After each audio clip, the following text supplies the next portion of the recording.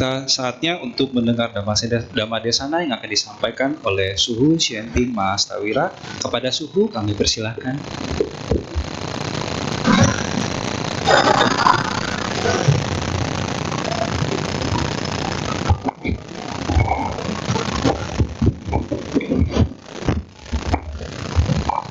Oke, baik. Sebelum kita mulai, kita beranjali, kita panjatkan nama Guru Agung kita. Namo Sakyamuni Buddhaya. Namo Sakyamuni Buddhaya. Namo Sakyamuni Buddhaya. Oke, Amitabha semuanya. Selamat malam. Anda sudah makan malam? Oke, kita pulang, kita makan malam. Karena katanya kan nggak boleh memberikan dharma saat orang dalam keadaan perut kosong, ya kan? Nanti berperang antara naga yang di dalam sama mendengarkan dharmanya. Oke, baik. Nah, ini bulan Waisak. So muncul di sini setahun sekali, nggak apa-apa. Ya. Kalau nggak salah besok ada acara IFO ya. Pemandian Buddha Rupang, Buddha sebenarnya Rupang Siddhartha sih. Siddhartha sore ya. Ya, jam berapa? Jam 3 ini Su jadi medianya nih untuk mempromosikan. Oke, baik. Pertama-tama selamat Waisak dulu dari Su. Ya kan? Selamat Waisak ya. Yang keberapa kali ini? Gampang, saya tinggal nguji aja nih umat Buddha. Yang keberapa kali ini? Tuh kan, lihat contekan, tanya Om Google dulu kan. 2569. Pasti. Yakin? Nah, nggak percaya kan? Mulai lihat handphone lagi. 2569 Buddhisera di tahun 2025. Oke, baik. Khususnya kalau kita di Indonesia ini ada satu spesial karena kita melihat bulan penuhnya kapan, detik-detiknya, ya kan, makanya kita ada detik-detik Waisak. Setuju kan? Sedangkan tapi kalau di negara lain kenapa nggak ada detik-detik Waisak? Di Australia ada detik-detik Waisak nggak ada. Setahu sepanjang berkumpul semua di dunia ini nggak ada detik-detik Waisak. Cuman kita Indonesia yang cukup luar biasa. Oke, tapi sebenarnya saya sudah dapat penjelasannya. Memang setiap full moon, ya, bulan bulat itu betul-betul sekarang karena sudah ada istilahnya dia punya programnya. Jadinya kita bisa download tuh programnya. Setiap tanggal itu jatuhnya bulan betul-betul penuh tuh jamnya tuh memang berbeda. Kalau kita kan kalau secara lunar kan pas Cap Go ya. Cap Go itu kan bulan penuh. Syait itu berarti gelap, ya kan, bulan gelap dan sebagainya. Nah, setiap Cap Go itu berbeda-beda memang tanggalnya. Cuman ada satu pertanyaan lagi yang saya sering bingung kadang-kadang. Kenapa kalau di luar negeri semuanya tuh kalau kalau Waisak itu pasti jatuhnya di Cap Go. Tapi kalau kita di Indonesia kadang-kadang bisa jatuhnya Caplak. 16. Tahun ini 16 nggak? Besok harusnya Cap Go nggak? Iya. Jatuhnya udah dicaplak dah. Udah berbeda. Kalau mau dibilang. Ya sudah, nggak apa-apa. Itu specialty dari Indonesia. Oke. Siapa yang akan menunggu detik-detik Waisak? Jam berapa kali ini detik-detik Waisak? 22. Siapa yang akan menunggu detik-detik Waisak? Apa yang Anda lakukan selama detik-detik Waisak? Meditasi. Ingat ya, meditasi, jangan meditabo. Saat lagi meditasi, ya, itu yang bisa kita lakukan. Nah, sekarang kalau IFO bagaimana? IFO ini adalah secara penanggalan lunar khususnya di Mahayana karena kita memperingati kelahirannya Sang Buddha itu secara lunar itu bulan 4 tanggal 8. Siye Chupa. Oke, bulan 4 tanggal 8. Nah, kenapa ada mempermandikan Rupang Siddhartha? Apakah kita lebih sakti daripada Sang Buddha sehingga kita memandikan beliau? Mission impossible kan? Yang ada adalah apa? Karena kalau secara dia punya ceritanya kan banyak versi sampai sekarang. Sayangnya waktu zaman dulu nggak ada video yang merekod apa yang terjadi. Kalau ada yang video yang merekod itu bisa jadi satu bentuk dokumentasinya kita. Ada versi yang mengatakan ada dewa yang turun membaurkan air, ya kan? Satu air hangat, satu air dingin dan sebagainya. Tapi kalau konsep di Mahayana kebanyakan khususnya Chinese Buddhism itu ada 9 naga muncul menyemprotkan air untuk membersihkan. Nah, itulah yang diambil untuk sebagai simbol waktu kita lagi menuang air tersebut. Jadi saat kita lagi menuang air tersebut, ini bukan kita lagi membersihkan Sang Buddha. Benar sih, rupanya Sang Buddha itu dibersihkan setahun sekali. Benar nggak, Le? Setahun sekali kan baru dikeluarkan kan? Baru dibersihkan. Setelah itu ngapain lagi? Masuk lagi kan ke dalam ini kan? Makanya kita bersihkan, kita ini. Siapa besok yang mau menggantikan rupangnya Sang Buddha? Ada nggak? Kita cari ember besar, Anda berdiri, Anda posisi gini, nanti kita siramin satu-satu. Kalau Sang Buddha rupangnya nggak akan mungkin protes, tapi kalau Anda yang berdiri, Anda yang diserami, apa yang terjadi? Mesti sedia tolak angin, suhu. Oke. Ini duduknya jauh-jauh banget ya. Ini musuhan Anda. Enggak kan? Bosu boleh minta maju ke depan nggak? Supaya saya bisa ngelihat orang paling belakang nih posisinya. Boleh maju ke depan? Kalau Anda nggak mau, saya yang ke sana nanti. Oh, salah ya? Ya, maju ke depan dikit boleh pindah ke depan, jadinya bisa kelihatan wajah orangnya. Ya. Ini ketahuan nih. Dulu waktu sekolah takut disuruh, makanya duduknya paling belakang. Ya, terima kasih atas kerjasamanya. Terima kasih. Jauh lebih nyaman. Ya, jadinya dari kita melakukan Evo, ya, secara nggak langsung, satu, kita menghormati, satu bentuk. Kedua, kita menyucikan hati dan pikiran kita. Simbolis. Oke? Kita bersyukur karena kita sempat lahir di mana ajaran Sang Buddha masih ada. Beliau masih eksis sebagai manusia. Kita tahu riwayatnya, bagaimana beliau bisa menjadi dari seorang pangeran menjadi Buddha. Di kelahiran ini, kita bisa bersyukur dengan satu kondisi. Yang paling terpenting, pesan beliau adalah apa? Banyak berbuat kebajikan, hindari perbuatan buruk, sucikan hati dan pikiran. Ini dia. Jadinya sebenarnya air ini adalah untuk membersihkan semuanya, termasuk. Jadinya waktu saat kita melakukan itu, kita sedang apa? Bertekad dengan benar agar kita membersihkan hati dan pikiran kita. Kita praktek dengan apa? Berbagai macam, mau meditasi, mau ikut kebaktian, mau apa, mengembangkan cinta kasih dan sebagainya, itu bisa kita lakukan. Oke, jelas ya. Jadinya besok waktu lagi Evo, silakan Anda lakukan dengan baik, ya. Tapi ingat, Anda siram, nggak perlu sedia handuk, kecuali kalau orang yang disiram. Oke, baik. Hari ini Isu akan bahas tentang satu hal, karena di sini kan nggak dikasih tema aja, temanya suka-suka Su aja lah ya. Oke. Anda tahu binatang yang paling cerewet? Apa kira-kira binatang yang cukup cerewet? Berisik banget. Monyet, anjing. Ini sebentar lagi bikin kebun binatang kita. Apa? Burung. Apa lagi? Kalau sup bikin titik-titik kaleo. Oh, langsung tahu. Kalau makanan itu cepet ya. Hah? Kenapa cepet ya kalau udah bicara soal makanan gitu ya? Bebek. Lagi lapar lagi ya. Coba Anda bayangkan Anda sekarang berada di tempat bebek kaleo dan ada nasi hangat gitu, depan Anda ada bebek kaleonya.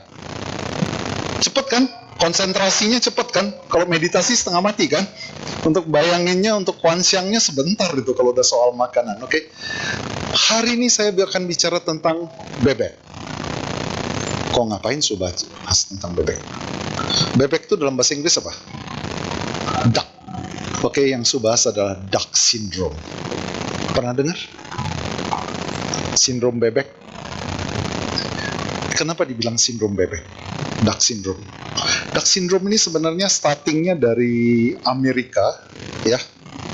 Ini Stanford University di Amerika. Itu satu profesor, dia melihat bagaimana mahasiswa itu seolah-olah menganalogikan bebek yang berenang seolah sangat tenang. tapi kakinya berjuang terus supaya dia bisa tetap ini stabil. Jadinya kelihatan di atas itu damai, tenang, tapi di dalam paniknya luar biasa. Dan ini terjadi pada kehidupan manusia saat sekarang, Duck syndrome. Jadinya apalagi sejak media sosial ada dan sebagainya, ini kan luar biasa kan. Duck syndrome ini nyata banget, terlihat, wah, kalau dia upload di Instagram, di mana story dan sebagainya, dia post, itu kehidupannya kayaknya menyenangkan sekali. Makan mewah, apa segalanya, tapi sebenarnya realnya bener nggak? Belum tentu kan. Foto di tempat ini dan sebagainya. Tapi inilah dia yang kenyataan sehari-hari. Begitu banyak orang berusaha untuk menunjukkan seolah-olah dia ini kondisinya stabil, damai, dan sebagainya. Padahal sedang lagi berjuang habis-habisan. Oke, menurut Anda kira-kira orang-orang seperti ini kenapa ya? So aja kita sama-sama saling memikirkan. Kira-kira kenapa orang-orang seperti ini? Kenapa dia menunjukkan dia seolah-olah dia nggak punya masalah? Kadang-kadang kan banyak keluarga yang menunjukkan dia tuh harmonis banget keluarganya. Padahal dalam itu gontok-gontokannya luar biasa. Ada kan yang seperti itu kan? Di rumah padahal ribut terus, tapi kalau udah tampil keluar kesannya, waduh, keluarga ini keluarga harmonis, bahagia. Kalau zaman dahulu ada namanya keluarga cemara. Tapi anak Gen Z sekarang udah nggak tahu lagi nih keluarga cemara nih. Hah? Ada yang pernah tahu keluarga cemara? Kalau Anda tahu keluarga cemara berarti Anda sudah cukup tua juga. Hah? Udah senior lah ya. Dibilang tua nggak mau kan? Makanya senior makanya. Hah? Kira-kira apa? Ya, apalagi yang bisa ini kalau selain keluarga? Kalau misalnya pertemanan, ini yang paling bahaya. Ada tipe teman yang apapun yang minta sama temannya pasti dia bilang iya. Supaya dia nggak kelihatan egois. Tapi padahal dia babak belur. Untuk mengiyakan itu, dia begitu dia iyakan, dia nyesel sebenarnya. Tapi kalau untuk bilang tidak, dia nggak bisa. Untuk supaya dia tetap dihargai, diakui, dan sebagainya. Ada kan orang-orang seperti ini? Banyak ini. Banyak sekali. Supaya dia eksis, supaya dia tetap diakui sama lingkungan itu, supaya dia ini dan sebagainya. Ini penderita. Kalau mau dibilang. Nah, kalau kita lihat contoh-contoh tadi, kira-kira apa ya? Apa yang menyebabkan ini semua? Ini kan rata-rata main medsos semua kan, media sosial semua kan, banyak. Enggak. Siapa yang di sini nggak main medsos, media sosial? Tunjuk tangan. Su tahu kenapa dia nggak main medsos ya? Ada lagi? Rata-rata pasti punya dan sebagainya. Pertanyaannya kita perhatikan, kalau kita lihat di medsos itu kehidupannya tuh kayaknya bahagia banget ya semuanya. Itu yang bisa bikin orang iri nggak? Iya kan? Wah enak ya jalan-jalan kemana, asik dan sebagainya. Kalau Su paling nggak mau munculkan di medsos. Kenapa? Saya nggak tenang jalannya. Nanti ditanya, Su kesini ya? Ngapain? Sama siapa? Mau ngapain? Dan sebagainya. Mendingan udah pulang, kalau misalnya mau upload, baru upload fotonya dan sebagainya. Nih.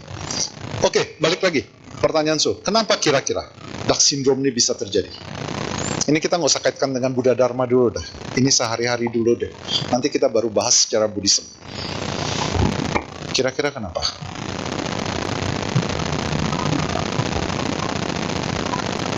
Ini sepertinya saya lagi ceramah sama para bodhisattva. Udah mencapai pencerahan levelnya, udah nggak tahu nih udah jana berapa aja nih. Kira-kira kenapa? Jaga image. Jaim. Jaga image. Itu satu. Kedua, gengsi. Oke, gengsi. Gengsi itu berarti menyangkut harga diri. Ya kan? Jaga image juga tentang harga diri. Apalagi? Apa? Sakit jiwa. Lebih ekstrim lagi nih. Tapi memang arahnya ke sana, tapi sampai sekarang Duck syndrome ini belum dinyatakan sebagai gangguan mental, belum diklasifikasikan sebagai gangguan mental. Walaupun arah ke sana, pasti orang-orang yang mengalami Duck syndrome ini pasti hidupnya tuh penuh kecemasan, ada ketakutan dan sebagainya. Itu pasti nggak tenang, hidupnya nggak tenang. Mesti ikut ayah tuh, meditasi nanti tuh ya. Oke, ada lagi? Nama baik. Ya, penting, sangat penting nama baik. Yang penting dalamnya kayak apa terserah. Yang penting dilihat nama baiknya. Apalagi? Tadi jaim, gengsi, nama baik, apalagi? Sakit jiwa. Ada apa lagi? Tapi kira-kira yang paling banyak apa nih? Pamer. Iya. Kayaknya kondisi sekarang ini sangat memungkinkan orang bisa pamer. Benar nggak? Kalau zaman dulu mau pamer tuh kan susah. Nggak bisa, lingkungannya kecil. Sekarang Anda kalau sekali masuk ke media sosial aja, Anda bisa dilihat sampai segitu banyak orang dan sebagainya, udah bisa untuk memamerkan. Sebenarnya apa? Butuh pengakuan nggak? Butuh eksis nggak? Sebenarnya kalau dipikir-pikir, untuk menjalankan ini semua, capek nggak? Capek kan? Karena kita selalu memikirkan orang lain memberikan apresiasi kepada kita. Kita mengejar hal itu. Kita mau untuk orang-orang selalu bisa memberikan apresiasi kepada kita. Sebenarnya itu kebahagiaan, suka apa duka? Duka. Tanpa kita sadari, kita selalu memikirkan itu adalah suka. Sebenarnya di balik itu lebih banyak dukanya daripada sukanya. Belum lagi nanti kalau Anda sudah mempost, Anda sebentar-bentar melihat beberapa orang yang nge-like. Banyak kan yang model kayak gitu? Udah berapa banyak yang like, udah berapa banyak yang nonton. Apalagi sekarang udah dikasih lihat lagi, udah berapa banyak orang yang melihat itu tuh. Semakin tinggi angkanya semakin happy kan. Lupa semua, pekerjaan sekolah, pekerjaan apa, semuanya lupa semua. Dan sebagainya. Ini yang terjadi. Nah, bagaimana cara kita mengatasi hal ini? Ini yang kuncinya kan ada di sini. Bagaimana cara kita mengatasi? Kita udah tahu permasalahannya, tapi bagaimana kita mengatasinya? Karena kadang-kadang permasalahan ini kita terlena, kita terjebak, kita terbawa dengan kondisi ini. Tanpa kita nggak tahu bagaimana cara kita melepaskannya. Apalagi kita terbawa dalam arus sosial media saat sekarang. Sangat kuat sekali. Nggak usah jauh-jauh, anak-anak sekarang ini kan rata-rata kebanyakan autis semua. Setuju nggak kalau saya bilang? Ya kan? Sibuk sama HP semua kan. Dipanggil sama orang tuanya ngomong juga belum tentu dengar. Ya nggak? Kalau nggak HP-nya untuk dipakai media sosial, kalau nggak main game. Benar kan? Mana lebih penting, main game atau belajar? Main game. Nah itu jujur dia, jujur kacang hijau. Oke? Dia apresiasi sama teman. Dengar nggak tuh? Sudah tahu kan permasalahannya ada di mana kan? Yang dia butuhkan apa? Validasi. Pengakuan dari teman-teman kalau dia diapresiasi sama teman-temannya kalau dia main game. Ini lama-lama mesti seperti Cungko nih ya. China ya. Jadinya militer yang langsung turun tangan. Kalau nggak salah ini Jawa Barat udah mulai memperlakukan ini. Jadinya anak-anak yang terlalu edik sama apa segalanya akan diciduk, dimasukin ke camp militer selama 6 bulan. Anda mau? Nggak mau. Jadinya pilih divalidasi sama teman atau masuk camp militer.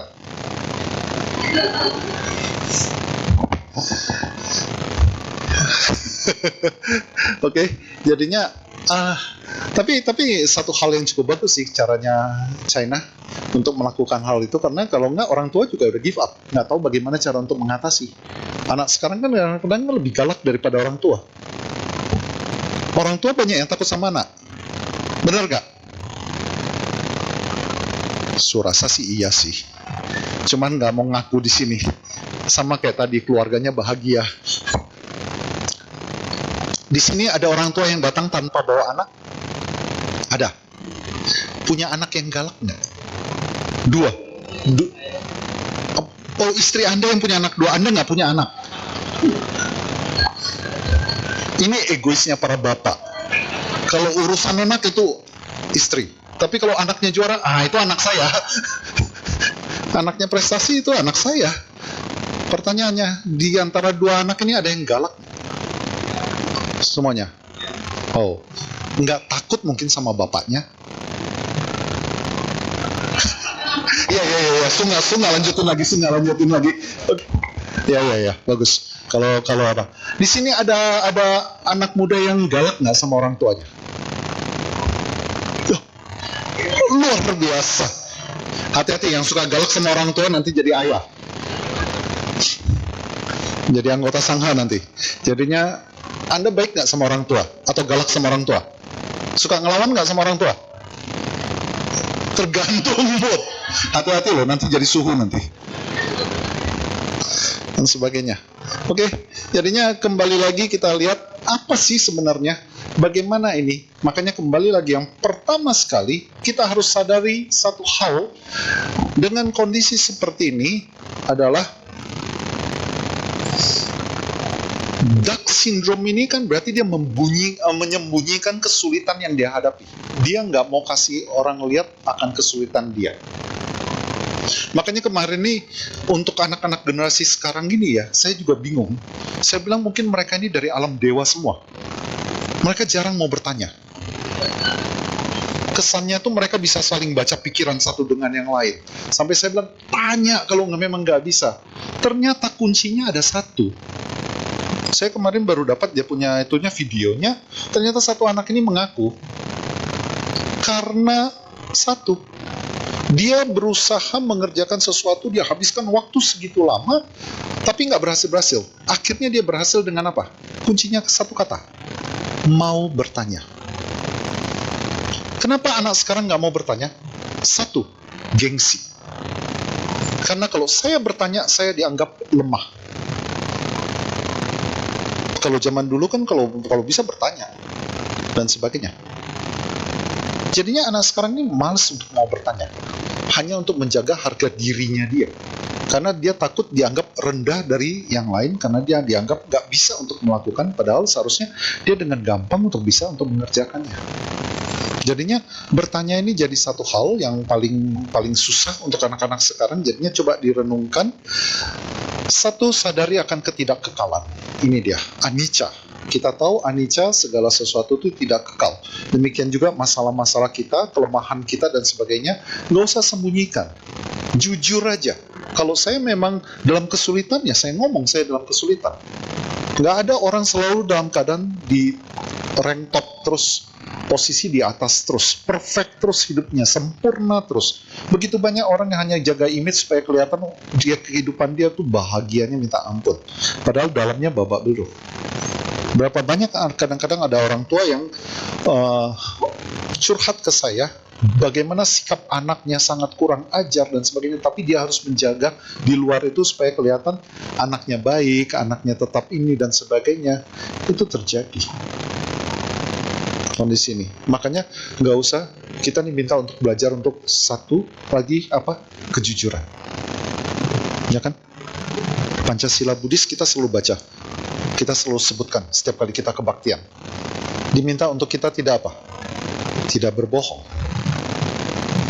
Saat lagi kebaktian kita ngomong, kita melatih diri untuk tidak mengucapkan kata-kata yang tidak benar, ya kan? Kita harus mengucapkan kata yang benar. Tapi kenyataannya dalam kehidupan, ini dia yang terjadi. Jadinya, antara kita melatih diri sama praktek nyata sehari-hari, tolong sinkron. Ini dia. Jadi kelihatan simpel sih. Tidak berbohong bahasa Palinya apa? Kokamesu.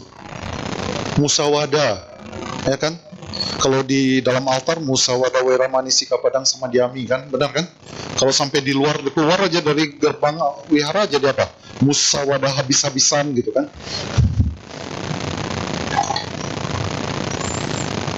Ini yang terjadi. Jadinya belajar untuk jujur. Oke? Pertama sekali jujur. Itu nggak main-main. Karena begitu Anda jujur, Anda tidak menutupi. Karena waktu Anda menutupi itu, Anda pakai topeng terus berhadapan dengan orang. Saat Anda jujur, begitu Anda ngomong, kan memang saya lagi dalam keadaan sulit. Anda nggak pusingkan apakah dia mau memberikan penilaian bagaimana dan sebagainya. Anda akan lebih lega. Dibandingkan Anda menutupi, nanti ketemu lagi dia, Anda akan berusaha lagi pakai topeng lagi. Supaya seolah-olah Anda tuh kondisinya bagus. Capek seperti itu. Makanya lebih bagus adalah jalani aja apa adanya. Dia juga udah tahu kita juga lagi susah, ya udah kita susah. Kita juga nggak neko-neko, kita juga nggak ini, kita jalankan. Ya, Dari hal yang pertama, satu, anicca, nggak kekal, dan kondisi ini juga tidak seterusnya. Bisa berubah juga. Orang terpuruk apapun kondisinya, kesulitan apapun, juga bisa akan mengalami perubahan. Untuk hal itu, ya. Yang satu, anicca, kedua, jujur, ya, sama waca, ucapan benar, ya, berbicara jujur. Makanya untuk Anda-Anda yang selalu menjadi teman yang tipe mengiyakan, Anda harus berani untuk mengatakan kadang-kadang tidak. Dibandingkan Anda paksakan, kemudian Anda babak belur.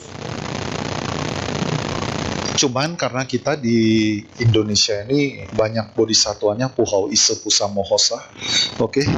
Mereka nggak enakan, tipenya nggak enakan itu luar biasa. Orang Indonesia tuh tipe nggak enakannya tuh luar biasa. Gara-gara nggak enakannya dia bukannya menyelesaikan masalah, tapi menciptakan masalah lebih besar. Kayaknya kalau bisa tolong Anda tuh, kita nih coba untuk berjujur aja. Memang kalau memang Anda nggak bisa, nggak usah takut. Anda langsung nanti bakal dikucilkan oleh teman-teman Anda. Anda nggak dianggap bukan bagian dari sini lagi karena Anda nggak apa. Tapi Anda berani untuk mengatakan jujur, maaf yang ini terlalu berat untuk saya nggak sanggup untuk melakukannya. Bukan saya nggak mau bantu. Seandainya kalau kita kerjakan sama-sama mungkin oke, saya lakukan sebisa saya. Tapi kalau dilemparkan semua ke saya, pingsan. Ya kan, banyak orang-orang berusaha untuk menyenangi orang lain supaya dia diterima, padahal dia sendiri menderita di balik itu, nangis dan sebagainya. Coba berarti kita menjadi diri kita aja sendiri, itu yang ini. Oke.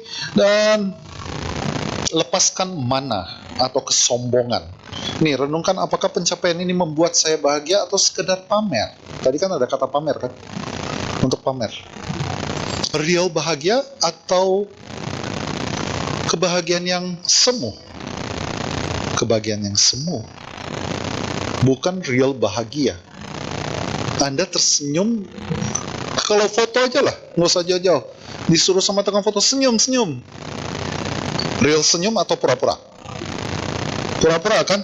Dan Anda berlatih dengan keras supaya di depan kaca, gimana supaya senyum hasil fotonya bagus. Benar nggak? Orang yang susah senyum, itu kalau disuruh senyum di foto, itu pasti hasilnya nggak bagus. Makanya senyum itu nggak usah tunggu sampai mau difoto baru senyum. Setiap hari kita juga bisa latih, ketemu orang, senyum aja dulu, nggak usah apa. Bukan berarti kita kalah, ya kan? Tapi senyumnya sama orang yang dikenal ya. Anda senyum sama orang nggak dikenal itu, Anda senyum-senyum sendiri nanti repot itu. Oke, jangan. Jadinya ini melatih, karena Anda begitu senyum aja ada otot-otot. Kalau nggak salah katanya ada sekitar berapa otot yang ini kan? 52 ya. Ya 52 otot udah bekerja. Mumpung ada ibu dokter di sini langsung bisa bantu suhu. Untuk ini 52 otot nggak main-main. Anda nggak perlu pakai kosmetik, nggak perlu apa segalanya, rajin-rajin senyum aja. Oke? Jangan muka jutek. Karena kalau muka jutek itu rata-rata ujung bibir ada kemana? Ke bawah kan? Kalau Anda senyum, naik kan? Benar nggak? Saat Anda naik, ini ikut semua nih. Kalau Anda ini pasti akan turun. Oke? Jadinya mau punya wajah awet muda, rajin-rajin senyum. Oke? Jangan ini. Nanti susu kalau dimarahin mama apa yang dilakukan? Senyum. Pasti ditabok kamu sama mamamu. Oke? Jangan. Serius, dengarkan dengan serius. Kalau si mama lagi ngoceh, si mama suka marah nggak? Iya, su tahu karena di belakang ada mama. Takut kamu. Oke, ya ini dia. Kesombongan ini kita harus lepas. Berhentilah membandingkan diri dengan orang lain di media sosial. Kayaknya nggak usah. Karena kalau kita mau membandingkan diri kita, nggak akan ada habis-habisnya. Capek. Ada yang lebih lagi. Kita nggak jadi diri kita. Kita hanya berbohong, bukannya aja sama orang lain, tapi berbohong sama diri kita sendiri. Ya kan? Pernah lihat nggak sih yang satu cowok dia bikin foto seolah-olah dia lagi pacaran padahal itu tangannya sendiri. Ada kan yang pegang gitu pakai kutex, pakai apa segalanya padahal itu tangannya sendiri gitu. Dia ambilnya pakai handphone, pakai kakinya. Ada kan, pernah lihat kan? Nah itu dia. Itu musyawarah habis-habisan itu.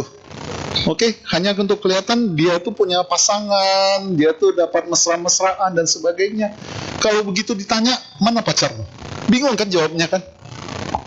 Dan sebagainya. Ya itu dia. Oke. Kemudian satu lagi, hidup dengan santuti, kepuasan diri. Syukuri apa yang dimiliki sekarang. Apa yang harus paling kita syukuri dalam kehidupan sekarang? Kesehatan. Anda mau punya banyak uang, tapi kalau nggak sehat juga percuma. Bagaimana supaya kita bisa sehat? Olahraga. Tapi banyak orang mati di olahraga loh. Berapa banyak yang mati di lapangan badminton, saat lagi lari, habis lari, blok, jatuh, hilang aja, lupa, pindah alam. Langsung. Jadi yang mana yang benar nih? Apa ya? Nggak banyak pikiran. Kalau gitu yang di rumah sakit jiwa rata-rata sehat-sehat semua dong ya. Kan nggak mikir apapun. Jadinya yang mana nih? Pola makan. Pola duit. Keren nih. Pola duit ini saya kepingin tahu. Siapa yang ngomong tadi pola duit? Tunjuk tangan. Ya. Bagaimana supaya Anda sehat dengan pola duit? Hah?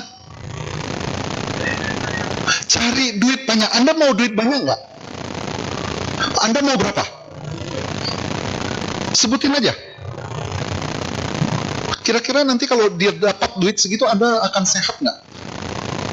Kira-kira berapa duit yang Anda inginkan supaya Anda bisa sehat? Loh, kok nggak jadi? Tadi katanya duit. Nggak, kalau Anda sebutkan, Anda mau angka berapa, nanti Subantu nanti. Maksud Subantu bakar dari wihara nanti. Oke. Dengan kondisi. Jadinya, satu kesehatan ini sebenarnya adalah balancing antara pikiran sama fisik kita. Mental harus dijaga. Sekarang ini orang banyak yang makan suplemen dan sebagainya untuk fisik, tapi lupa suplemen untuk mental, pikiran dan sebagainya. Kalau dia penuh dengan emosi, marah-marah dan sebagainya, ini sebenarnya kayak bunuh diri. Bener kan? Setiap kali marah tuh kalau nggak salah merusak berapa sel, banyak ya sel tubuh kita ya. Sekali kita marah meledak gitu tuh, sel tubuh kita tuh banyak sekali yang mati. Dan harus nunggu sampai berapa lama lagi baru terrecovery. Dan kalau setiap hari kita bisa marah sampai nggak tahu berapa kali dalam sehari, dalam sebulan, itu udah commit suicide, bunuh diri kita. Percuma kita makan obat, percuma kita makan ini dan sebagainya. Makanya kedamaian, kadang-kadang kenapa kalau dipikir-pikir guru agung kita Sakyamuni Buddha ini luar biasa. Satu yang dia minta apa? Kalau secara Buddhis, pelepasan, fangtesya. Lepaskan. Jangan melekat. Melekat sama apa? Banyak hal. Kita ini hidup di dunia ini melekatnya terlalu banyak. Materi. Tadi kan duit katanya kan. Kebayang nggak kalau Anda dapat duit kayak gitu, tiba-tiba perampok datang? Stres nggak? Nggak jadi sehat Anda. Oke? Apalagi? Secara ini. Bisa dengan apa? Orang yang kita cintai, anak-anak kita, pasangan hidup kita. Kita sangat melekat.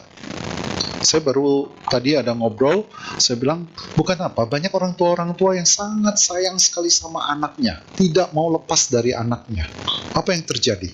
Ini anakku, saya harus jaga dia, saya harus lindungi dia. Kira-kira orang tua seperti itu kalau meninggal, apa yang terjadi? Apakah dia bisa lahir di alam yang baik, atau dia jatuh di alam bawah? Kok tahu Anda? Karena kemelekatannya mungkin nggak dia jatuh ke alam bawah. Sangat. Karena ini anakku, saya harus jaga anak ini. Bisa jadi peta nggak? Jadi peta yang tidak mau jauh-jauh dari anaknya.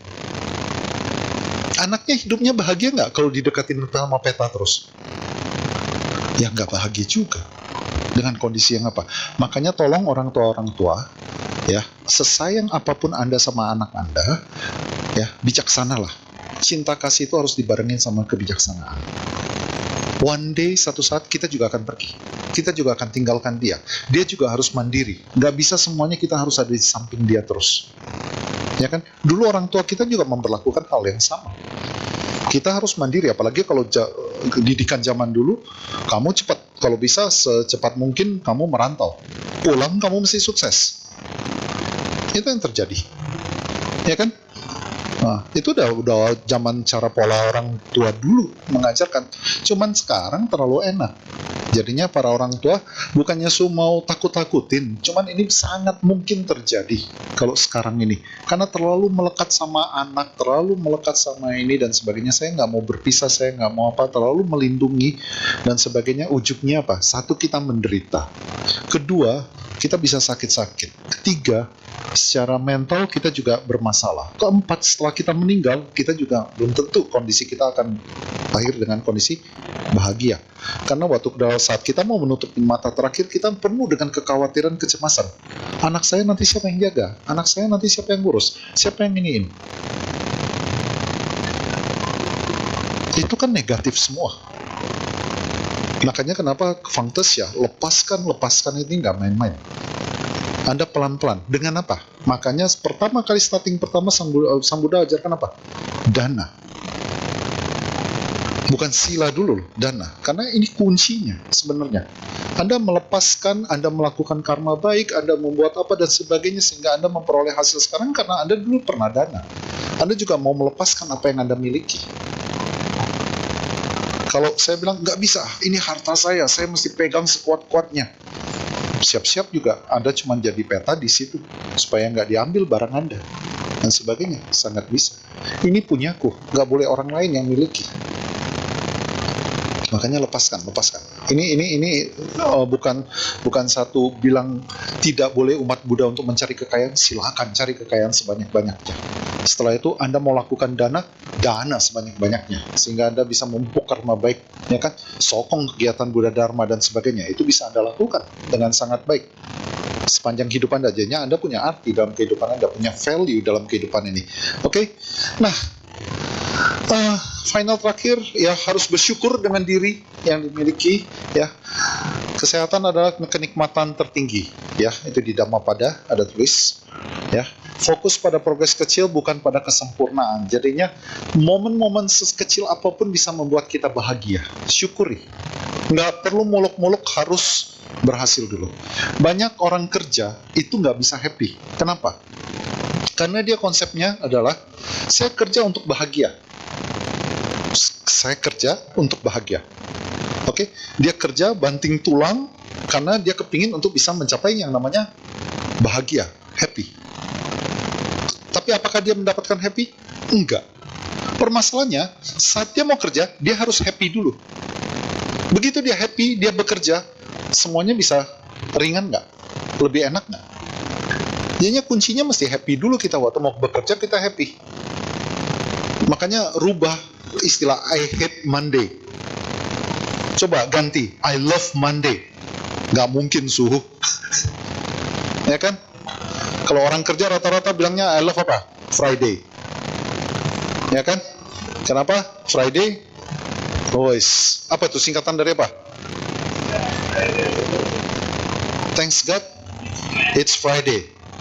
Kita di rumah tetangga ya. Oh salah. Kita ganti nanti TB nanti ya. Thanks Buddha, it's Friday, oke? Ya, dan sebagainya. Ya.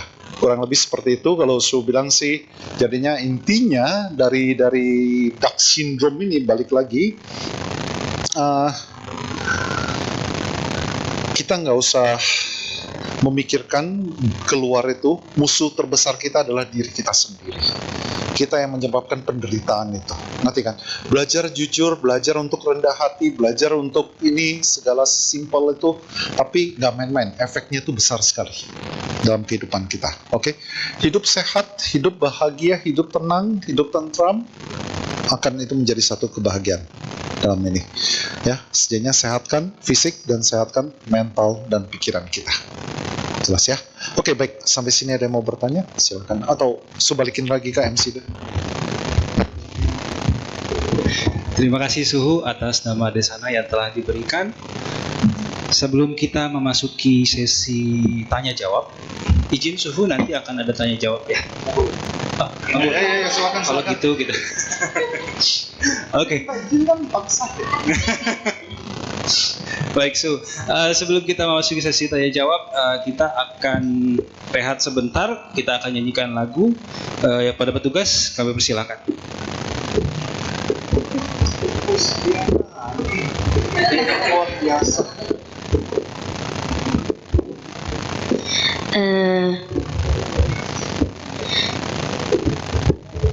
Marilah kita buka buku tuntunan puja bakti kita, halaman 102.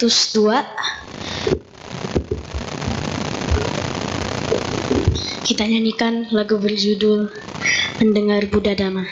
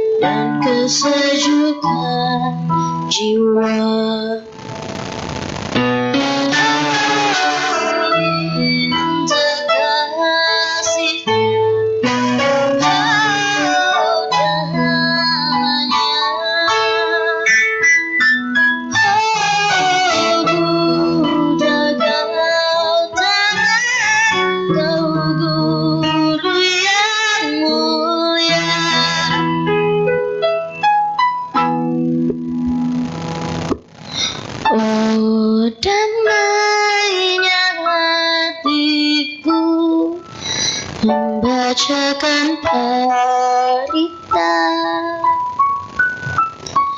memberi ketenangan dan kesejukan jiwa. Mohon kasihnya,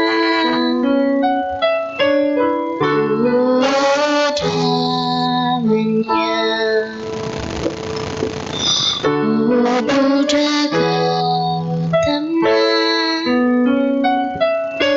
kau guru yang mulia.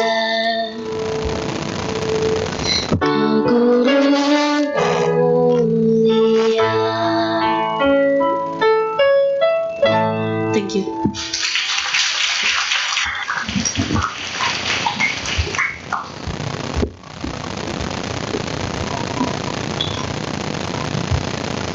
Baik, kita sekarang akan memasuki sesi tanya jawab. Tanya jawab kita seperti biasa kita bagi menjadi dua metode. Yang pertama langsung bertanya kepada suhu, atau yang kedua bisa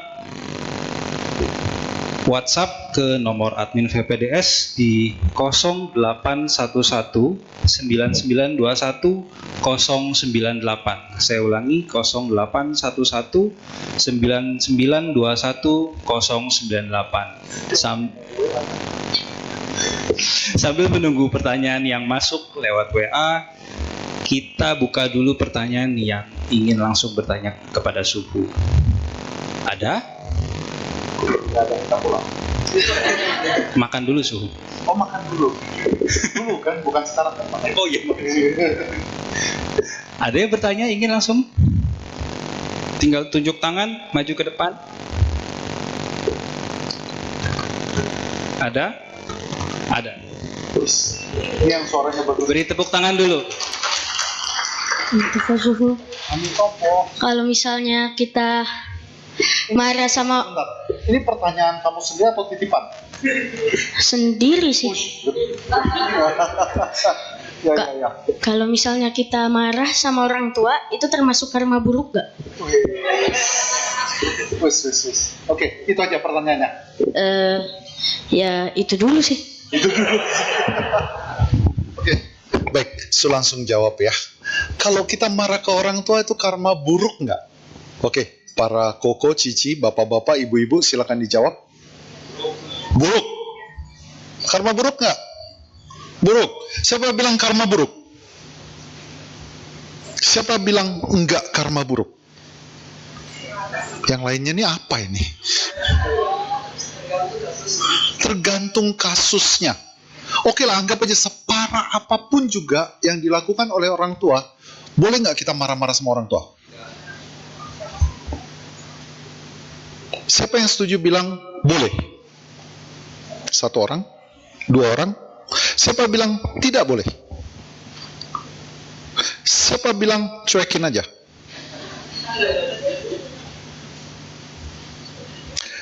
Oke, baik. Kalau mau dikata, orang tua itu kalau Sang Buddha katakan itu adalah punya ketam, ladang untuk menanam benih kebajikan. Ya, jadinya nggak usah jauh-jauh, ladang itu sudah di depan mata Anda. Ya, itu adalah orang tua Anda. Nah, sekarang kalau kita dapat orang tua yang menyebalkan, ya, menjengkelkan sifatnya, bahasanya dan sebagainya. Oke, apa yang harus kita lakukan?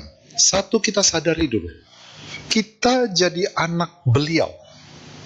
Berarti kita punya ikatan jodoh yang sangat kuat sama dia. Sehingga kita bisa jadi anaknya. Mungkin kelahiran sebelumnya dia pernah jadi anak kita dan kita bawel sekali. Sekarang giliran kita yang menjadi anaknya dan mendengarkan kebawalannya. Oke? Ketiga, di saat orang tua lagi marah dan sebagainya, membuat jengkel kita, membuat kesal kita, sebenarnya percayalah ngomongan subuh, separah-parahnya orang tua menjengkelkan kita, sebenarnya itu untuk kebaikan kita. Nggak akan ada orang tua mau membenci kita, mau mencelakakan kita. Cuman cara tiap orang tua tuh beda-beda. Style penyampaiannya tuh beda-beda. Ada yang bisa fleksibel, ada yang bisa kayak teman, ada yang kakunya setengah mati. Ada yang taunya cuman marah aja. Dia nggak bisa untuk menunjukkan satu bentuk afeksi, kasih sayang, dan sebagainya, nggak bisa. Padahal dalam hatinya sangat sayang sekali. Ngerti kan? Jadinya, pada dasarnya kalau Anda lagi misalnya main game, demi validasi dari teman-teman Anda. Tapi waktu main game Anda tuh sudah terlalu overtime. Jadinya Anda dimarahin, matikan sekarang. Kata si mama, misalnya, matikan sekarang. Atau kalau nggak, diambil handphone Anda. Anda kesel kan? Marah kan? Tapi untuk kebaikan Anda nggak? Ya kan? Iya, udah kejawab, udah nggak usah susah-susah jawab. Ya kan, itu sebenarnya untuk kebaikan sendiri, karena besok Anda nggak bisa bangun, nanti kalau nggak di sekolah ngantuk dan sebagainya, itu semuanya bisa terjadi. Kalau perlu deal-dealan sama orang tua Anda. Oke, kalau sekolah misalnya Senin sampai apa? Jumat, oke. Sabtu Minggu saya lebih bebas untuk main, tapi juga ada waktunya, berapa jam, maksimum berapa jam untuk main. Anda putuskan sendiri, kamu sudah cukup gede untuk memutuskan, oke, saya mau main berapa jam, misalnya 4 jam, atau apa, 2 jam pagi, 1 jam siang, 1 jam malam. Nah, tentukan sendiri. Itu bisa. Anda akan nanti lama-lama belajar manajemen waktu dengan baik nantinya. Anda bisa disiplin dengan diri Anda sendiri. Jadinya kita nggak perlu kesel. Kadang-kadang orang tua ini stylenya, kadang-kadang kita mesti memahami. Coba lihat, kalau Anda mau lihat orang tua Anda seperti itu, lihat ama akong. Bagaimana ama akong kita memperlakukan anak-anaknya? Apakah kaku juga? Apakah caranya juga dengan cara stylenya kurang lebih sama? Jadinya jangan aneh. Kalau misalnya orang tua kita memperformanskan sama persis seperti apa yang diberikan, cara seperti layaknya ama akong kita. Nggak ada yang salah di sana. Ngerti kan? Kecuali kalau misalnya orang tua kita punya misalnya sosialnya tuh banyak yang bisa memberikan input kepada dia dan bisa memberikan satu bentuk gambaran lebih bijaksana menghadapi anak-anak seperti apa. Bagaimana untuk 80% orang Indonesia kurang mendapatkan hugging, kasih sayang dari figur ayah. Kemarin saya baru baca. Makanya nggak usah aneh jadi bermasalah. Karena apa? Orang Asia tuh berbeda sama orang bule. Kamu udah gede, kamu anak laki-laki, kamu harus ini dan sebagainya, bla bla bla bla. Jadinya untuk sama satu lagi, para bapak tuh suka jaga image supaya kelihatan punya wibawa. Kalau nggak ada wibawa, jadi wibowo. Oke? Padahal anak-anak itu baik anak pria dan sebagainya itu mereka butuh. Ada satu untuk afeksi. Biasanya kan anak bapak-bapak paling lebih bisa dekat sama anak perempuannya. Setuju nggak? Iya. Anak laki-laki lebih dekat sama mamanya. Ini yang terjadi. Saya baru statement 80% loh, nggak main-main loh. 80% rata-rata kebanyakan anak-anak laki-laki itu tidak mendapatkan afeksi langsung dari figur ayah. Ini pasti akan menjadi masalah. Untuk itu. Makanya tolong kalau saya bilang separah apapun orang tua kita lagi marahin kita, jangan langsung ngejudge dia tuh menyakiti saya, dia tuh tidak enak untuk saya. Saya sudah menanggung, saya sudah mencari uang saya untuk biayain orang tua saya dan sebagainya. Ingat kembali lagi, kalau tidak dibesarkan dengan cinta kasih, Anda disuruh masuk ke perut ibu Anda. Sekarang nggak bisa lagi, terlalu gede. Oke? Udah mesti ini. Bagaimana Anda mulai kencing celana, digantiin, belajar jalan, belajar lari, apa segalanya, dirawat, apa. Pikirkan itu berapa lama itu, prosesnya berapa susah. Makanya saya selalu, kalau untuk anak-anak Gen Z sekarang, kalau mereka lagi ngadapin orang tua, mereka bilang kesel, marah. Nanti kalau kamu jadi orang tua, baru kamu tahu. Kalau kamu baik-baik sama orang tua kamu akan menarik alam untuk memberi kamu nanti anak yang baik-baik juga. Tapi kalau kamu kurang ngajar sama orang tua kamu, siap-siap alam juga akan memberi kamu anak yang mungkin lebih parah daripada Anda. Ini kata-kata suhu nih bakal dipakai sama para orang tua nih, mama nanti. Ingat tuh, suhu ngomong apa? Sebagainya. Ini jadi senjata yang paling khususnya, ya. Jadinya kalau sarankan mau separah apapun gak usah bilang karma buruk lah. Satu aja kita bentak aja, kita marahin aja, kita udah salah. Ya. Makanya Sang Buddha mengatakan di Pancasila itu apa? Menggunakan kata-kata yang halus, menggunakan kata-kata yang baik dan sebagainya. Bukan berarti kita jadi menular kondisinya. Ya. Oke, baik. Terima kasih. Tapi suaranya bagus loh tadi. Iya, keren. Ya, Anda punya tangan untuk Gen Z. Sebentar, salah satu bisa memiliki suara bagus. Kelahiran sebelumnya Anda banyak melatih kejujuran. Berbahagialah. Gunakan suara yang bagus itu untuk persembahkan pada Buddha Dharma. Itu akan jadi nilai lebih plus lagi. Oke, baik suhu.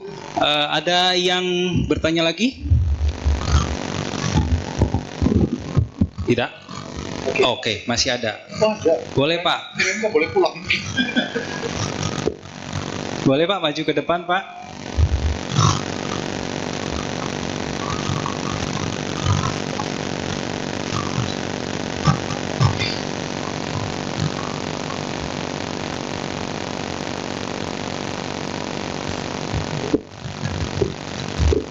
Silakan sebutkan.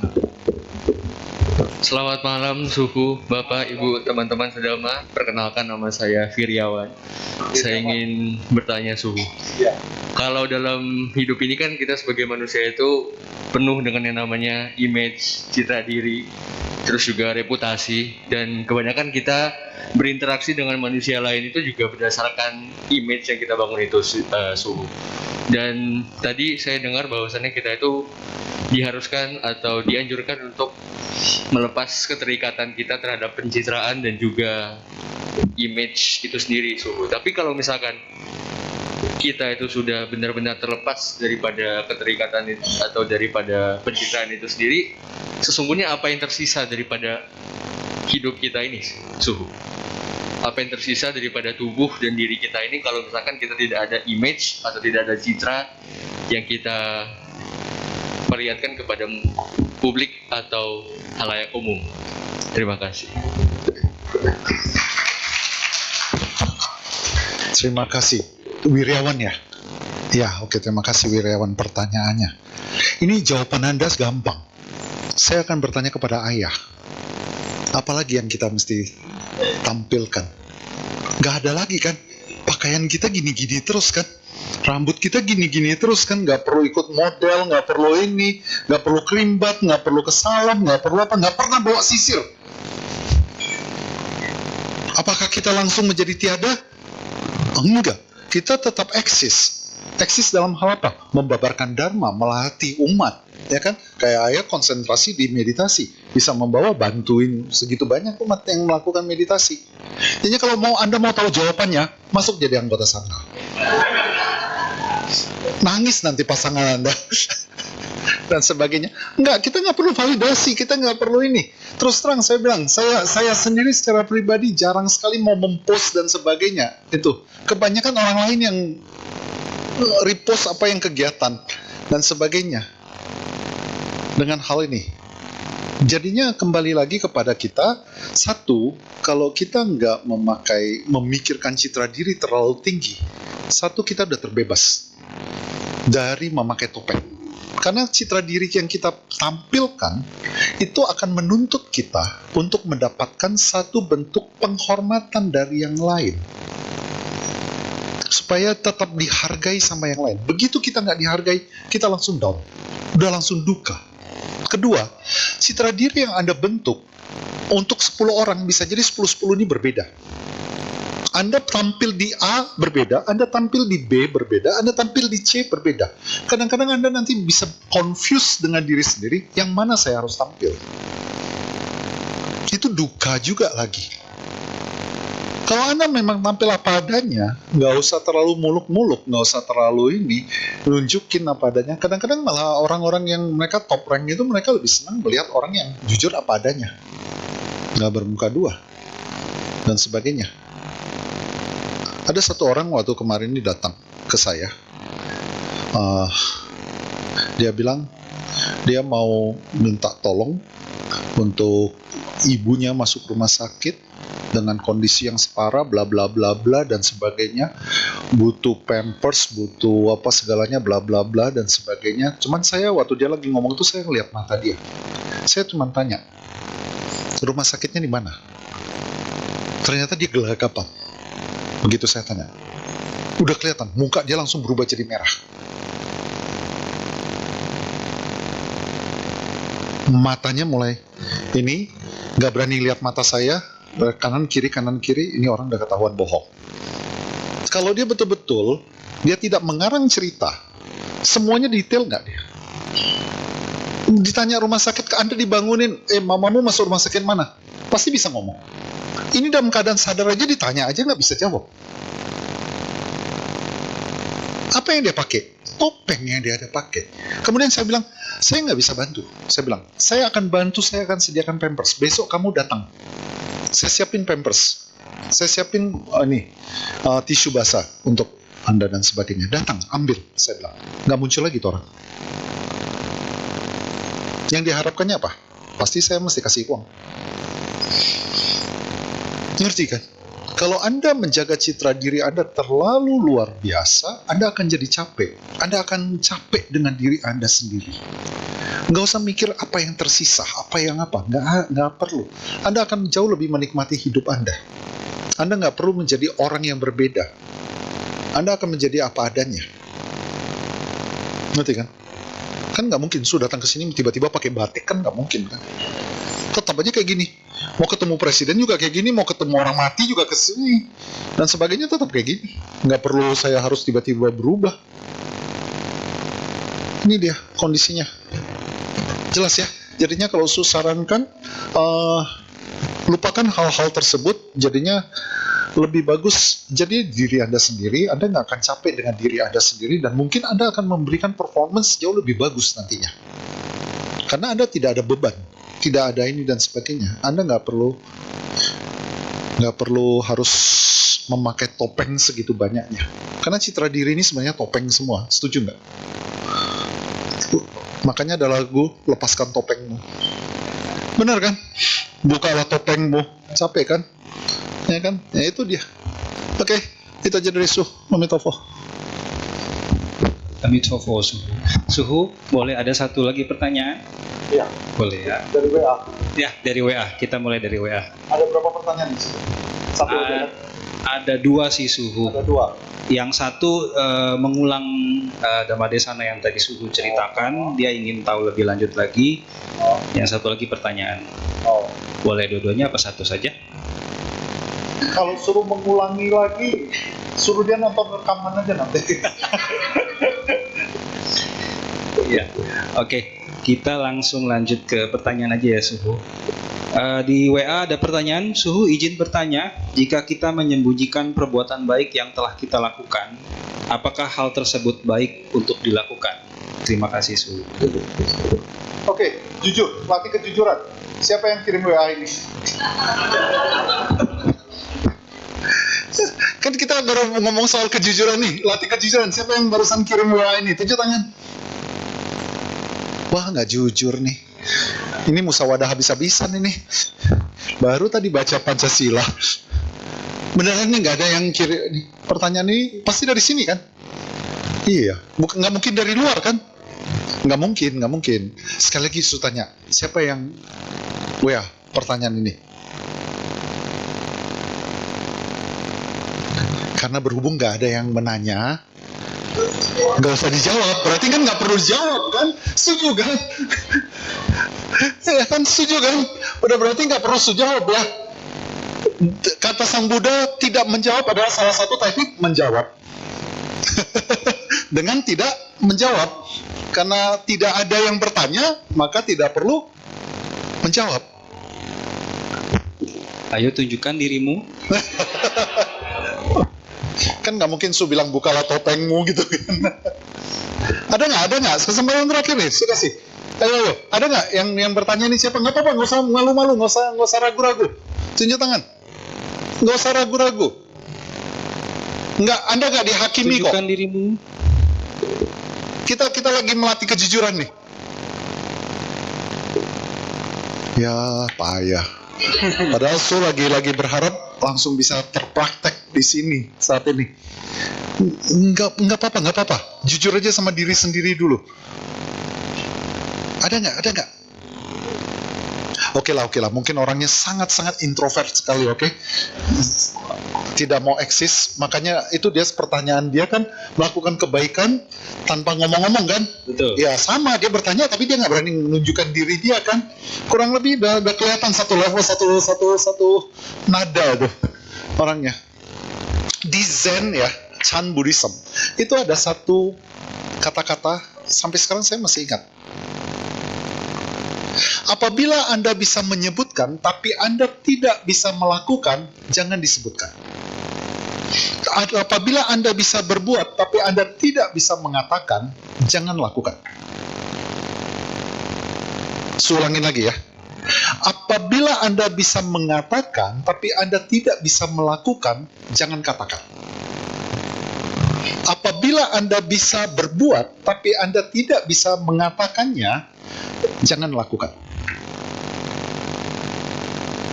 Pusing-pusing dah.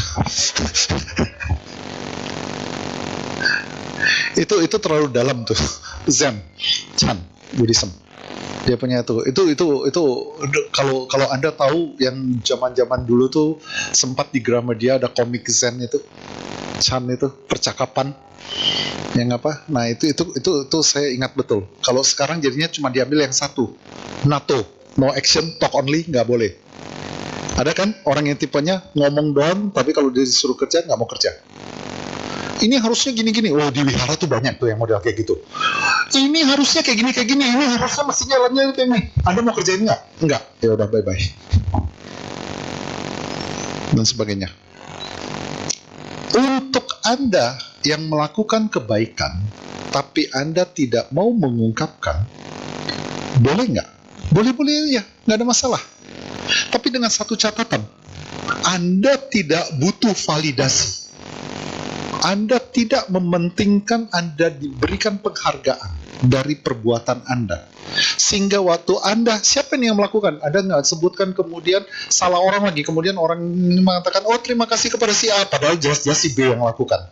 Anda dalam hati mulai dongkol. Itu kan perbuatan saya. Nah itu nggak boleh. Makanya tadi dibilang, kalau Anda bisa melakukan tapi Anda nggak bisa mengatakan, jangan lakukan. Tapi kalau Anda mau lakukan, yang ini, kalau Anda mau lakukan, kemudian Anda nggak melekat dengan apa yang perbuatan baik yang Anda lakukan, silakan, go ahead.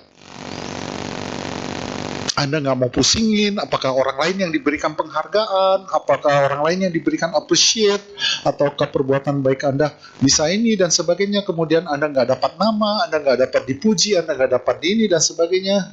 Semua orang nggak menganggap Anda, tapi ternyata Anda yang melakukan. Silakan lakukan. Tapi kalau Anda kesel, itu kan perbuatan saya, perbuatan baik saya, tapi kenapa dia yang dapat penghargaan, kenapa dia yang dipuji, kenapa dia yang mendingan jangan lakukan. Jadinya kalau Anda mau lakukan, ngomong, ini saya bantu ya, saya bikin ini ya, udah, cukup aja satu orang, gak usah gembar-gembor, gak usah perlu press release dan sebagainya, gak perlu panggil wartawan. Banyak kan yang mau melakukan perbuatan baik, wartawannya banyak yang minta ampun dan sebagainya, itu gak perlu. Nangkep ya yang susah sampaikan ya. Jadinya bagi yang bertanya, ya itulah dia. Jadinya kalau Anda mau bertanya, jangan ragu-ragu sama diri Anda. Tadi MC udah bilang, tunjukkan dirimu. Wis, gaya. Oke. Udah, sudah cukup. Baik, dengan berakhirnya pertanyaan ini, maka berakhir sudah sesi tanya jawab dan juga Dhamma Desana yang telah disampaikan oleh Suhu Yang Mulia Suhu Shenping Mas Tawira. Izin menutup ya Suhu. Ya, Para hadirin, kami undang untuk bangkit berdiri karena Yang Mulia Suhu akan meninggalkan Dhammasala. Oke. Baik, sebelum Su tinggalkan Dhammasala, kita semua beranjali, kita panjatkan, kita limpahkan jasa kebajikan untuk semua makhluk agar semua makhluk bisa ikut berbahagia. Tadiyata gati-gati paragati parasamgati buddhiswaha, Tadiyata gati-gati paragati parasamgati buddhiswaha, Tadiyata gati-gati paragati parasamgati buddhiswaha. Semoga semua makhluk, baik itu yang terlihat maupun tidak terlihat, berwujud maupun tidak berwujud, dapat terbebas dari segala jenis penderitaan dan dapat terlahir ke Sukawati. Amitofo.